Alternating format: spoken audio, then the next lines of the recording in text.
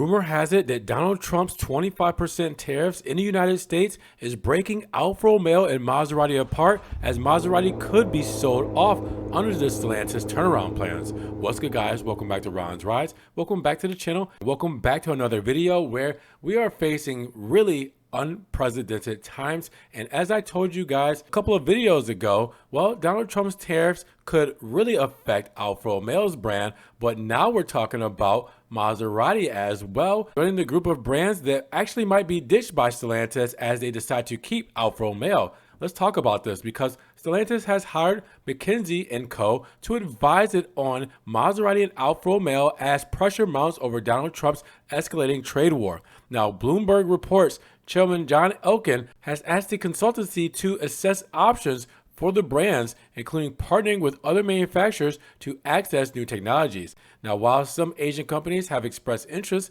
assessments are still in the early stages. But long-term scenarios would also include a spin-off of Maserati. Now, in quotations, we asked McKinsey to provide us with its options on Alfa Romeo and Maserati in relation to the recently announced tariffs in the United States, a Stellantis spokesperson said on Tuesday, confirming the Bloomberg report. Now, according to Bloomberg, Stellantis is looking to identify industrial partnerships for these two brands and has not ruled out a separation from Maserati in the long term.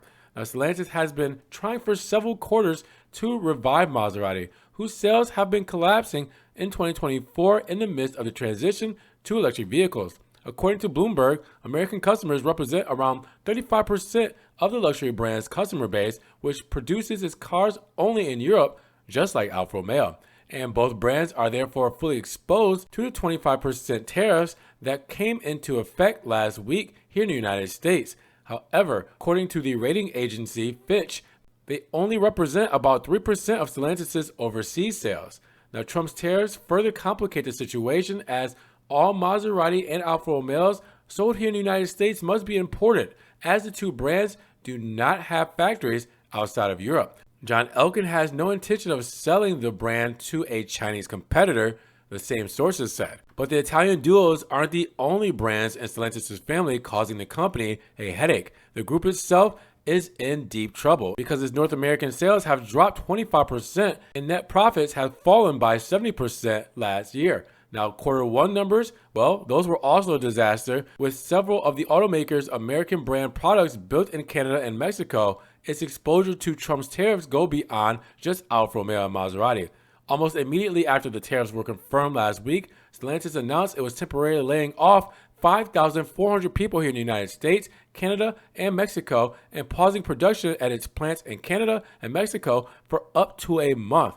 So now the question is, who takes the role of partnering with Maserati? If John Elkann says he won't sell to the Chinese, maybe Japanese or Korean automakers could do a better job at running the Italian brand, or even maybe a better job than Stellantis has with Alfa Romeo. Let me know what you guys think. It was already a bad situation, it just got worse.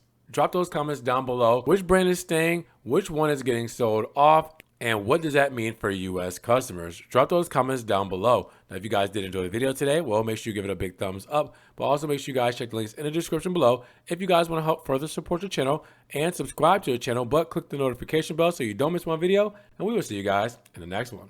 Peace.